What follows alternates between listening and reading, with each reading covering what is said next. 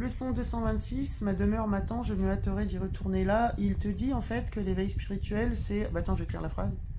Si je choisis de le faire, je peux quitter ce monde entièrement. Ce n'est pas la mort, mais un changement d'esprit sur le but du monde qui rend cela possible. Un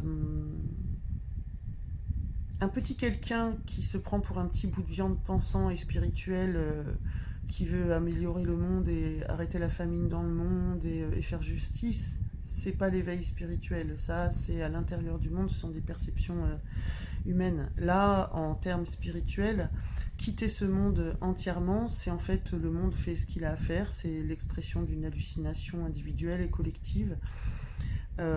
Quitter le monde, en fait, c'est réaliser que tu n'es pas cette petite entité.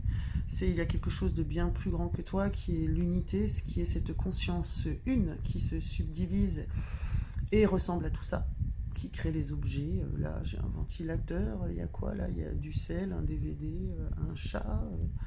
Ça se divise en tout ça, et en fait, tu en es le spectateur. Tu prends conscience que tu es cette conscience qui crée tout ça. Donc tu n'es plus ce petit bout de viande qui a des buts dans le monde. Il n'y a plus de but au monde en fait. Et souvent ce qui peut faire peur, c'est la dissolution. Mais alors je suis rien. Ou alors la peur de la solitude. C'est-à-dire que si je prends conscience de l'unité, je vais me dissoudre si je vois que je suis tout. Et en fait c'est vraiment, c'est ça, elle passe par là la libération. C'est ça le royaume, c'est ça le retour à ta maison. Ma demeure m'attend, je me hâterai d'y retourner. C'est disponible maintenant en fait. Est-ce que tu veux la vérité ou est-ce que tu veux les illusions? Est-ce que tu veux, quand tu rêves dans ton rêve qu'il y a un gorille qui rentre dans ta cuisine et qui fracasse tout? Est-ce que tu le prends pour vrai?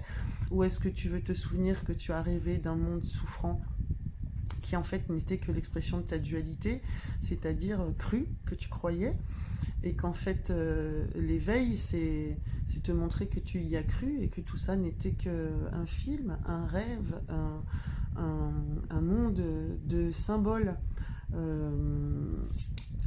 intérieurs en fait, qui te montre à quel point tu as cru à cette dualité.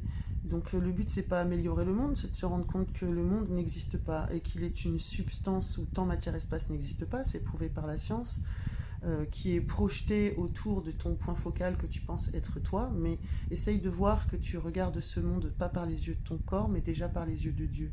Qu'est-ce qu'il regarde? C'est déjà les yeux de la conscience. C'est ça ta demeure, c'est déjà les yeux de l'unité en fait, c'est déjà les yeux du Père qui regarde. Tu n'es pas le Fils, tu n'es pas un petit bout de viande conscient. Dieu se sert des yeux de ton corps pour regarder, c'est déjà ça qu'il voit. Là, c'est moi qui déborde un peu, mais je trouvais que c'était pas mal pour finir. Donc, est-ce que tu veux voir les illusions ou voir la vérité?